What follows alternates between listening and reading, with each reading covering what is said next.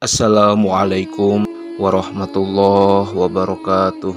Hamdan syukran lillah amma ba'du. Para sahabat ikhwan dimanapun anda berada, semoga Allah senantiasa melimpahkan curahan rahmat dan maghfirah untuk kita semua.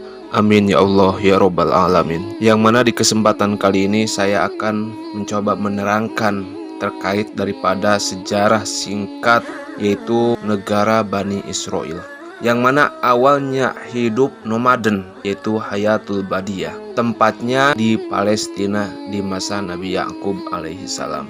Lalu pindah ke Mesir menjadi rakyatnya dinasti Hyksos, yaitu di masa Nabi Yusuf menjadi pejabat di sana. Lalu ditindas dinasti Fir'aun setelah Hyksos digulingkan. Lalu dibebaskan oleh Nabi Musa keluar dari Mesir. Itu masih belum punya negara, yang mana kaum Bani Israel oleh Nabi Musa diajak jihad, akan tetapi mereka menolak. Akhirnya dihukum oleh Allah, yaitu dikurung di padang Tih, yang mana sampai Nabi Musa dan Nabi Harun wafat, yang mana kaum Bani Israel tuh masih belum punya tanah air secara spesifik dan permanen. Kemudian Nabi Yusa alaihissalam bin Nun menggantikan kepemimpinan Nabi Musa alaihissalam, yaitu memimpin jihad dan akhirnya punya negara di Palestina.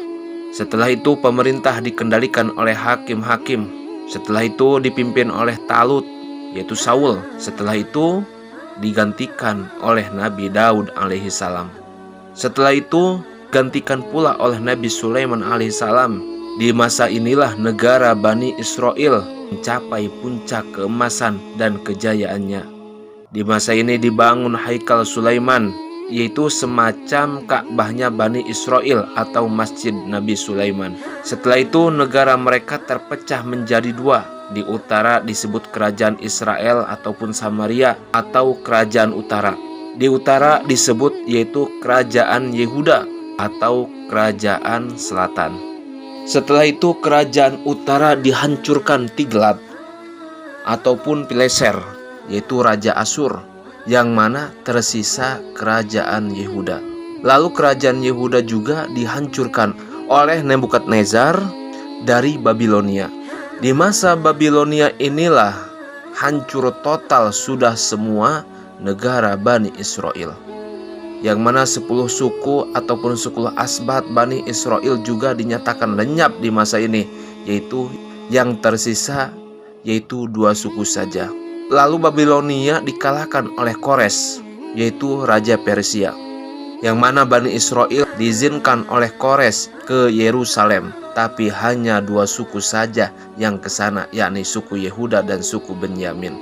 Sejak saat itu juga mereka disebut Yahudi. Lalu Persia dikalahkan oleh Yunani. Lalu Yunani dikalahkan oleh Romawi. Di masa inilah lahir Nabi Isa alaihissalam.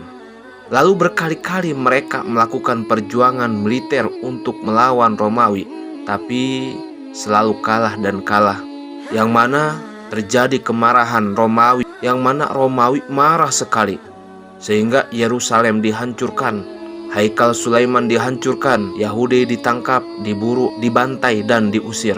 Akhirnya mereka lari berpencar ke seluruh dunia. Sebagian ada yang ke Yastrib, yaitu Madinah, ada yang ke Khaybar, ke Eropa, ke Asia, ke Afrika, dan lain sebagainya. Masa inilah yang disebut zaman diaspora. Lalu mereka berjuang mendirikan negara lagi. Mereka berhasil mendirikan negara Israel tahun 1948 di Palestina atas bantuan Inggris dengan cara merampas tanah kaum muslimin. Inilah yang menyebabkan konflik berkepanjangan di kawasan tersebut hingga hari ini. Saya mengutip ayat di dalam surat Al-Maidah ayat ke-78. Bismillahirrahmanirrahim. Wa innal ladzina kafaru min bani Israila ala lisani Daud wa Isa bani Maryam wa dzalika bima asaw wa kanu ya'tadun. Wallahu a'lamu bissawab. Wallahul muwaffiq ila aqwamit thoriq. Wassalamualaikum warahmatullahi wabarakatuh.